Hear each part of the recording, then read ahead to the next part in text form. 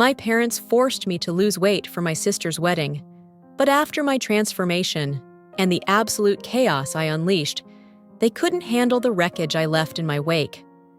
Growing up, I was always the overweight kid, the one who stuck out like a sore thumb even back in kindergarten. While my classmates were still stumbling around, trying to figure out what made them special, my size screamed it for me. Big, bulky, impossible to miss. I'd sit there in those tiny plastic chairs, my legs spilling over the edges, feeling their stares before I even knew what different meant. As I got older, it only got worse. By high school, I was undeniably heavy. My shape, my girth, everything about me a glaring neon sign that I didn't belong. College rolled around, and it was more of the same miserable story. While other people started branching out, experimenting with new sides of themselves, new hair, new friends, new dreams, I stayed locked in the same tired box, overweight, awkward, and fighting a battle with my own body that I never asked for. If you love stories of resilience, reclaiming justice with style, and rediscovering your worth, hit that subscribe button for Graceful Revenge now. Don't forget to turn on notifications so you never miss a video. Let's dive into the power of elegant revenge and life's deepest lessons together. Being the bigger kid wasn't just tough, it was a free ticket for people to rip me apart. I got bullied more times than I can even bring myself to count, and it wasn't the kind of teasing you could shrug off. Classmates mocked me with a viciousness that still echoes in my head, their insults slicing into me like jagged glass, carving out insecurities and self-doubt so deep I thought they'd never heal.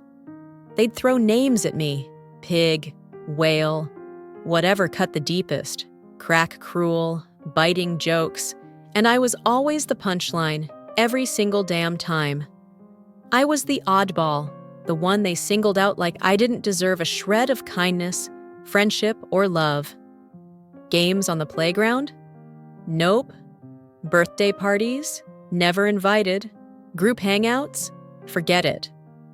It was like I was stuck behind an invisible wall, watching everyone else live the normal roller coaster of growing up.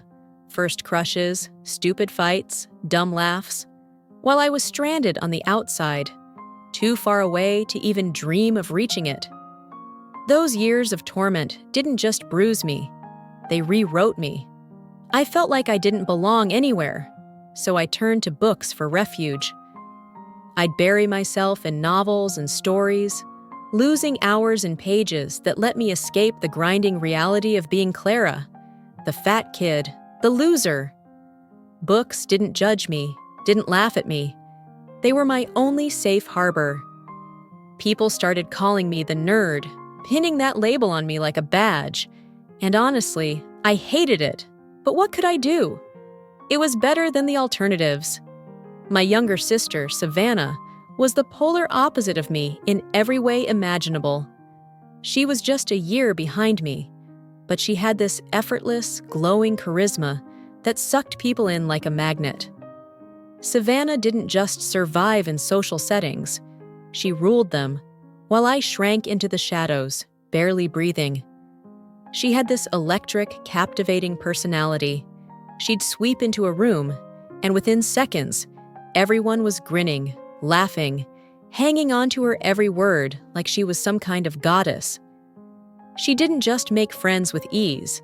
She had this uncanny knack for bending people to her will, like she was the blazing sun, and the rest of us were just planets caught in her orbit. Despite how different we were, her light to my dark, I adored her with everything I had. Being her big sister meant the world to me. I took it seriously, ready to throw myself in front of anything or anyone to protect her. When she started at my high school, I was over the moon at first. It made me feel proud, like I had this special, unshakable place in her life, a bond that nothing could touch. But as she settled in and started carving out her own dazzling identity, that illusion shattered fast. she saw the chasm between us, how people treated me like a ghost and her like royalty. I was the quiet, bookish wallflower. She was the vibrant, popular queen who shot straight into the cool crowd without even trying. She clocked my quirks, my insecurities, the things that made me uncool in her shiny new world. And she started pulling away. She'd ignore me in the halls, avoid me like I was some embarrassing shadow she couldn't shake. That hurt. God, it hurt so much. It tore me up inside that my own sister, my flesh and blood, saw me as something less than her, something to be ashamed of. I tried to swallow it down, to give her the space she clearly wanted, even though every step she took away felt like I was losing not just my sibling, but one of the few people I'd ever counted as a friend. But it didn't stop at distance. Soon, she wasn't just dodging me. She was running with a pack that made me feel like a total outcast. Savannah and her friends would pounce on any chance to humiliate me. In the hallways, at lunch, they'd taunt me in front of everyone. Loud, cutting jabs. Or worse, try to trip me as I walked by with my lunch tray, snickering as my food hit the floor, and the whole cafeteria erupted in laughter. It was like she'd joined the same cruel mob I'd been dodging my whole life, turning my own sister into one of my tormentors. I was constantly on guard, my stomach in knots, bracing myself, not just for random kids, but for her betrayal. It cut so deep, sharper than anything, because I'd always looked up to her, put her on this pedestal in my mind. She was the golden girl I'd never be. When she brought her crew home, the nightmare followed me there. They'd barge into my room without knocking, my one tiny sanctuary, pointing at my body, laughing like I was some circus freak on display. They'd hurl insults, geek, fatty, slob, like they were nothing, like I was nothing, their voices bouncing off the walls. I felt like a caged animal, trapped in their sick little game, their personal punching bag for entertainment. In my own room, the one place I should have felt safe, I'd shrink into myself, feeling small, alone, and utterly out of place in my own damn house. I tried telling Diane and Tom about it over and over, practically begging them to see how brutal it was to live with Savannah and her gang tearing me down day after day. But every single time, they brushed me off like it was nothing.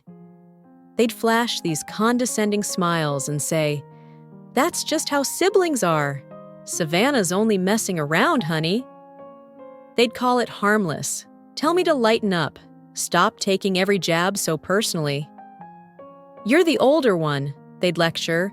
"You need to be patient, tougher, rise above it." So not only did I take years of crap from my peers and my own sister, but my parents acted like my pain was invisible. It left me stranded, isolated, like no one in my own family gave a damn about how much it was breaking me apart inside. The only time Diane and Tom ever seemed to notice I existed was when I brought home my grades. School was my thing. I'd ace tests and projects without even breaking a sweat. It was the one place I felt like I had something over everyone else, the one sliver of my life where I could make them pay attention. They loved it, parading my report cards around to friends and relatives, crowing about their smart girl, their family scholar, like my straight A's were some shiny trophy proving they were stellar parents. But Savannah despised it, hated every second of it. She wasn't into books or grades and had no interest in trying. But Diane and Tom kept holding my success up like this perfect mirror she was supposed to reflect. I could see it in her eyes, the way they'd narrow across the dinner table. She was furious, simmering with resentment. And I guess that's why she went after me the way she did.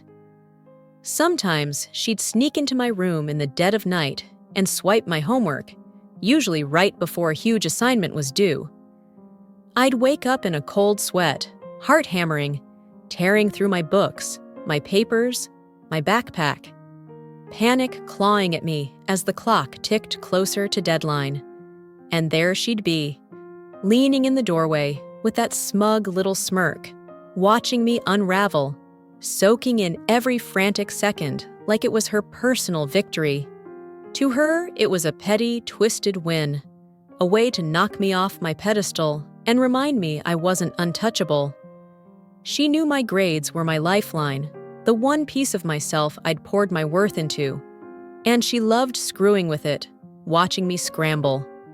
I didn't find out it was her until years later, when she let it slip one night over too many drinks, laughing like it was some hilarious memory.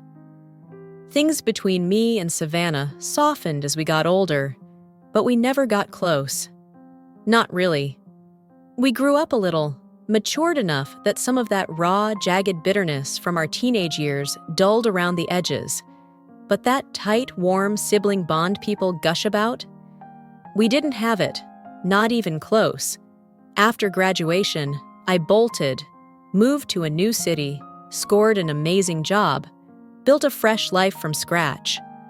I didn't see my family much after that, just the occasional text or call, quick check-ins that never went deep.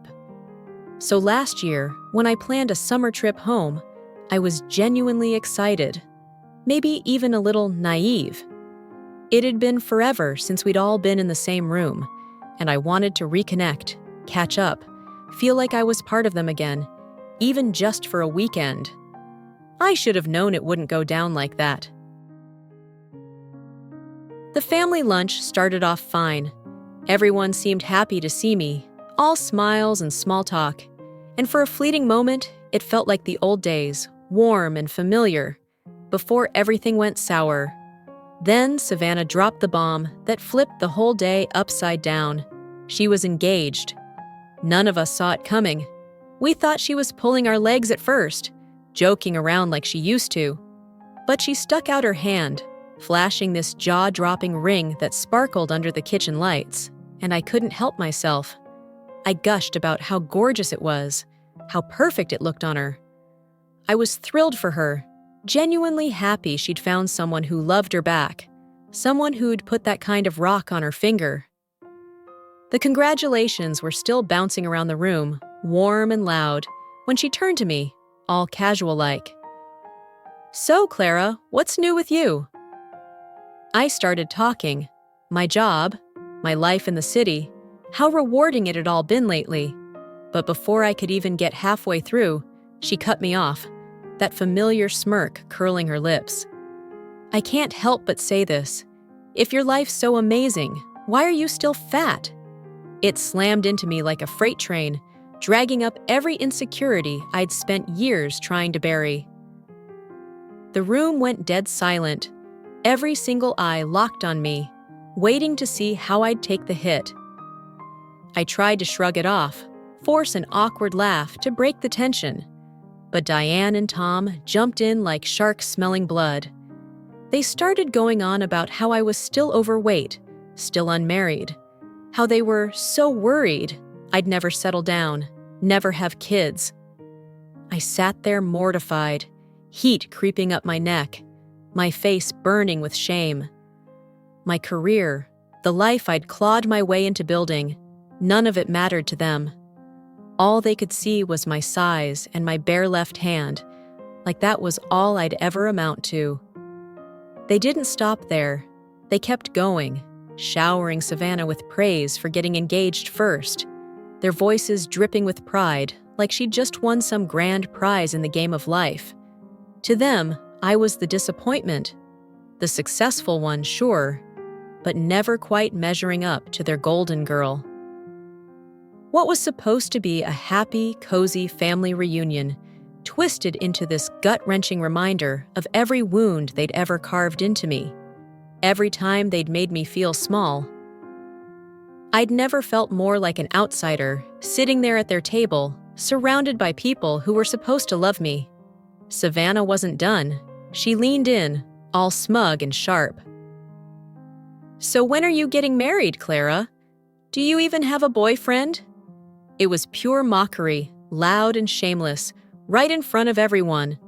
Diane and Tom nodded along like it was gospel, agreeing it was high time I found someone. That Savannah, the younger one, was settling down first, while I, the older sister, was wasting my life chasing a career instead of a husband. I tried to fight back, my voice shaking but firm. I like my life the way it is. My job's incredible. I'm free. I don't need a ring or a kid to feel complete, I said. I'm happy, really happy, just as I am. It didn't even register with them. Diane shot me this cutting, contemptuous look and snapped, "What's the point of all that money you're making if you've got no one to come home to?" Like happiness was some boxed set that only came with a husband and a minivan. I'd come home chasing connection, a sliver of warmth, and instead, I got slapped with judgment and disdain. Savannah smirked again, leaning back in her chair like she owned the room. "You better bring a +1 to my wedding. I don't want people thinking my big sister's some sad, lonely old maid standing next to me while I'm walking down the aisle in white." The words landed like a punch to the gut, sharp and stinging. I mumbled something weak about trying, barely audible, but Diane and Tom kept piling on, their voices flat and matter-of-fact. "Her wedding's almost a year away. Even if you can't find a guy, you could at least lose some weight. Look presentable for it," they said, like it was the most obvious thing in the world. They figured slimming down would make me more marketable, like I was some product they needed to spruce up for sale. Savannah piped up, all chipper and cruel. "Yeah, drop a few pounds at least," she tossed out, like she was doing me some grand favor by pointing it out. I sat there, completely stunned, humiliation crashing over me in waves I hadn't felt since I was a kid. How could they talk to me like this? Like I was some broken thing they needed to fix? Did I deserve this kind of venom just because I wasn't thin? Was I not allowed to feel, to hurt, just because of my weight? I was a person, same as them. I worked hard, I lived my life. I'd even dated guys who liked me exactly as I was, roles and all. But to Diane, Tom, and Savannah, my size was some shameful roadblock to love, to worth, which wasn't even remotely true. I wanted to scream, to tell them how disgusting their words were, how they were slicing me open with every syllable, but I froze. My throat locked up, the words trapped inside me. It threw me right back to high school, those agonizing days when my body made me a target for every cruel soul around me. I hated how casually they dug into my deepest, most tender fears without a flicker of remorse. So I swallowed the pain, clenched my jaw, and let the conversation drift to something else, anything else, while it burned inside me. When I got back to my place after that hellish trip, I threw myself into losing weight with a ferocity I didn't even know I had in me. At first, it was all about proving them wrong, shoving their words back in their smug faces. But somewhere along the way, it turned into something just for me, something I owned. I signed up for a gym, locked myself into a brutal diet, and hired a personal trainer. Jess was a godsend. She'd gone from overweight to fit herself, and she got me in a way no one else ever had. She sat me down that first day, looked me in the eye, and said, "I've been where you are, Clara. Hating yourself, letting them define you. We're gonna change that together." She built me a plan from scratch, tailored to every inch of me, and she was there every step, pushing me through the sweat and tears, picking me up when I stumbled, telling me to give myself grace when I wanted to quit. This time, it clicked, really clicked. The pounds started melting off, slow at first, then steady and sure, and I felt lighter. Not just in my body, but in my whole damn soul. For the first time in my life, I looked in the mirror and saw something different, felt something new blooming inside me. My confidence didn't just grow, It roared to life. I used to think losing weight wouldn't change much, that it was just a number, but I was wrong. It changed everything. People saw me differently now. Strangers flashed warmer smiles, held doors a little longer. Friends and coworkers started looking at me with this fresh respect, like I'd stepped into a spotlight I'd never known was there. I couldn't deny it felt like validation, a kind I'd never tasted before, like the world was finally seeing me after years of being invisible. My new body sparked something else, a whole new vibe, a new me. I trashed my old wardrobe, those baggy, shapeless clothes I'd hidden in, and stocked up on stuff I'd only ever dreamed of wearing. Sleek jeans, bold tops, dresses that hugged me in all the right places. I went for a full hair makeover too. Chopped it, dyed it blonde. This daring, trendy style I'd never have risked before. Maybe it sounds shallow, maybe it was a little expensive, but I'd never felt this good, this alive, in my entire life. I'd stand in front of the mirror, staring at this woman looking back, and I barely recognized her. It was like meeting a version of myself I didn't know existed, a Clara who'd been buried under all that weight and doubt for too long. I was proud, not just of shedding the pounds, but of the strength I'd forged, the self-assurance I'd clawed my way into claiming. Savannah's wedding was 2 weeks away when Diane and Tom called me down for lunch to finalize plans.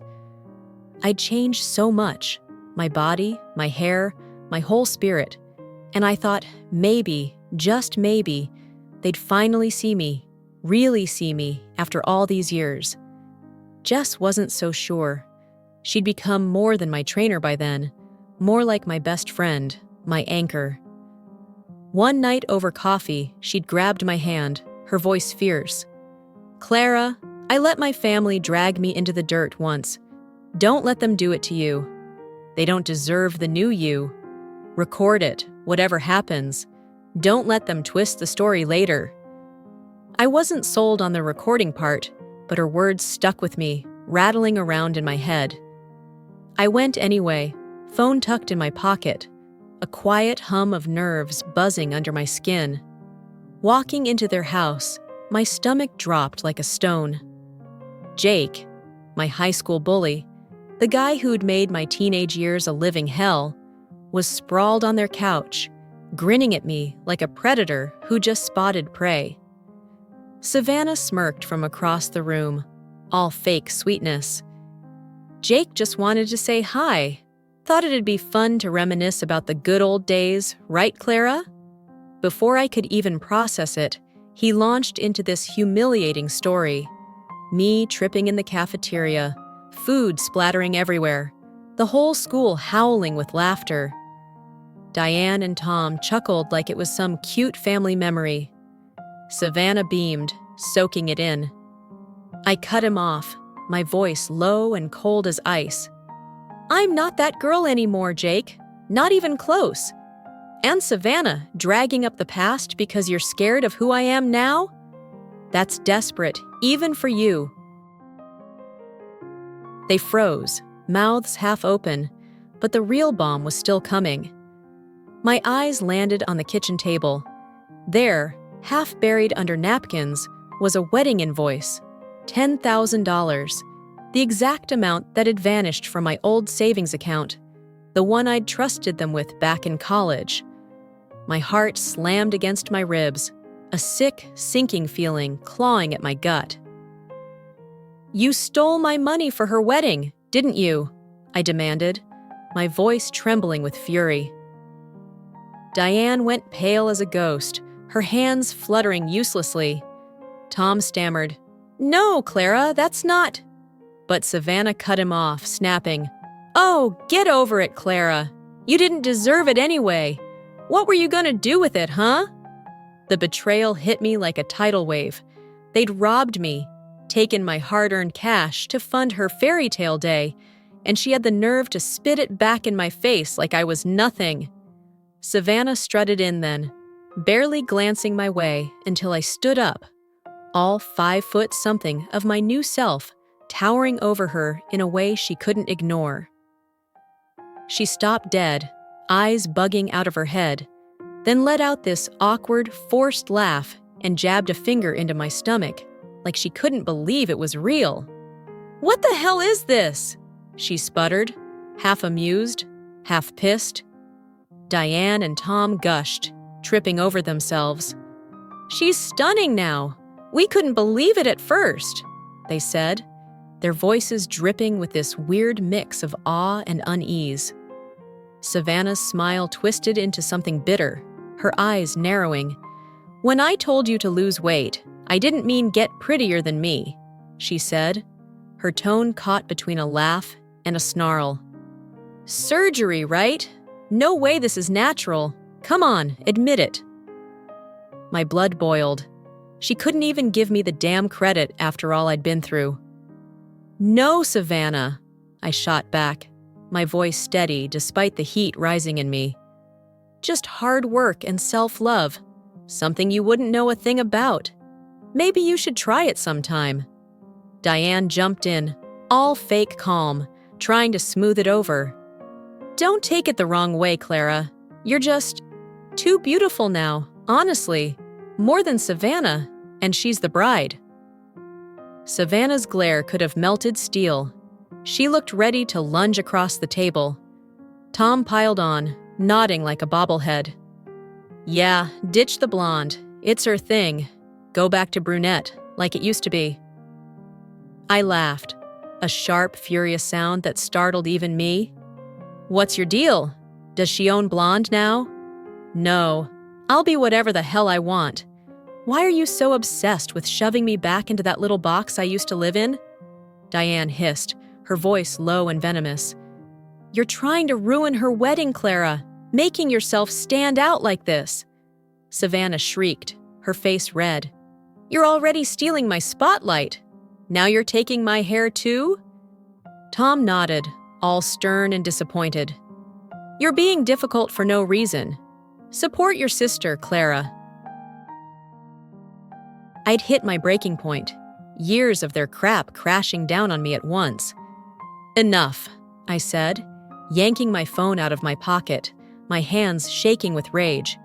"I've got it all recorded, every single word, every insult, the truth about you stealing my money. Want the whole family to hear it? Aunt Linda, Uncle Rob? All of them?" Diane gasped, her hands flying to her mouth. "No, Clara, please don't." Tom slammed the table so hard the plates rattled, roaring, "You wouldn't dare! You ungrateful little—" I cut him off, smirking. "Oh, I would. Watch me." Then I let it all out, years of pent-up fury spilling over. "Mom, your saggy eyes, your droopy lips, those crooked teeth. It's disgusting to look at you.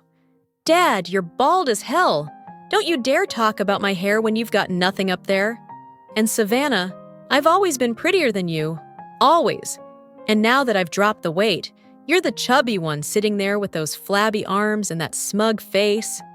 She flinched, her eyes welling up, looking like she was about to burst into tears. I raised my glass, downed my drink in one long, defiant gulp, and stormed out, slamming the door behind me, leaving them stunned, speechless, their perfect little world in ruins. They'd earned every single word after decades of grinding me down. After that disaster of a lunch, I flew straight home. No way in hell was I sticking around for Savannah's wedding after that. My phone started blowing up almost immediately. Voicemails, texts, a non-stop barrage from Diane, Tom, and Savannah. They called me rude, disrespectful, a traitor for what I'd said, for walking out on them like that. Diane left these long, sobby messages, her voice cracking. "Clara, how could you talk to us like that? How could you leave? You need to come back for the wedding. It'll look terrible to Savannah's in-laws if you're not there." Update 1. Wow, I'm completely floored by all your responses.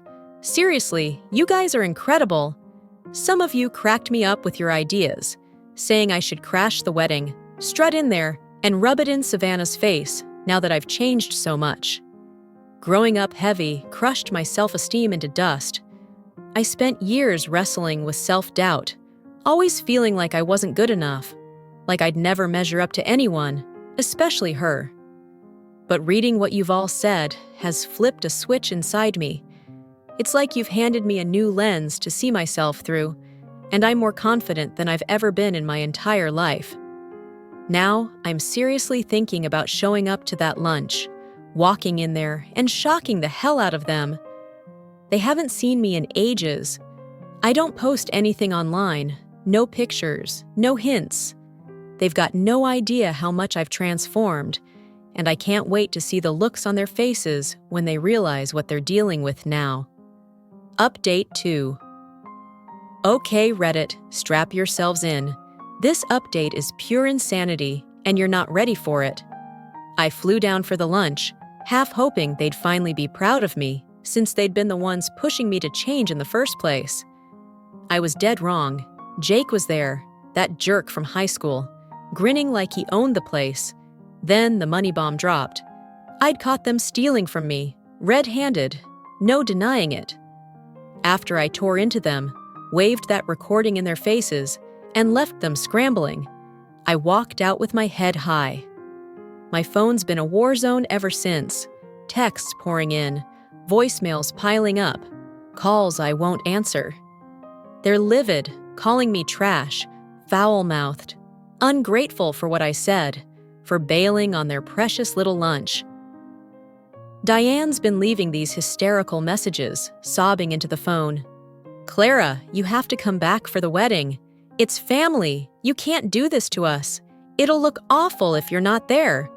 Like I owe them anything after what they pulled.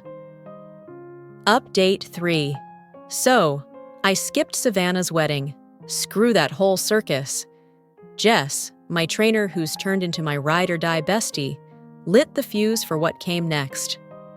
One night, she grabbed my shoulders, looked me dead in the eye, and said, Clara, they don't own you.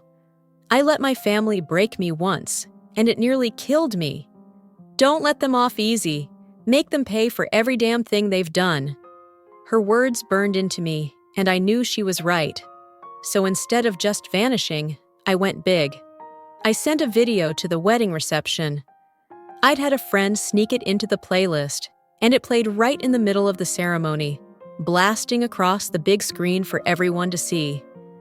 My transformation, clips of their venom straight from that recording. Diane whining about my looks, Tom barking about my hair, Savannah admitting they stole my money, ending with bold white text on a black screen. Congrats, Savannah! I'm free and I don't need you losers anymore. Word got back to me fast. Savannah screamed bloody murder, her voice echoing through the venue as the crowd gasped. Diane and Tom scrambled to yank the plug, tripping over chairs in a panic, but it was too late. Guests were buzzing, whispering, some even laughing as the whole perfect facade came crashing down. Meanwhile, I was holed up at a 5-star resort, sipping cocktails by the pool, treating myself to a spa day, binge-watching my favorite shows, and exploring every corner of the city I'd been dying to see. No drama, no pressure, just pure, unfiltered freedom. I've blocked Diane, Tom, and Savannah on everything. Phone, email, all of it. I'm done with their bullying, their poison, their endless garbage. Right now, it's all about me, self-care, my rules, my life. Thanks for watching, you amazing people. If you haven't subscribed yet, hit that button and smack the bell so you don't miss more of these jaw-dropping real-life stories unfolding all around you.